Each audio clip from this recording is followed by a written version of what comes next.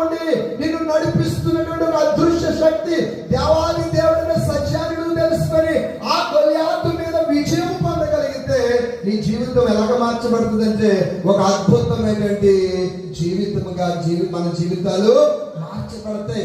ఇదేంటి, ఈ వ్యక్తిని నేను దెబ్బలాడలేదు, వీడిని జయించలేనని చెప్పేసి దావీదు కనుక భయస్తుడిగా పిరికివాడిగా ఉంటే అతను ఏమైపోయి ఉండేవాడు, అలాగే ఉండిపోయి ఉండేవాడు. నిరంతరం దావీదు యొక్క జీవితంలో టర్నింగ్ పాయింట్ ఏంటి?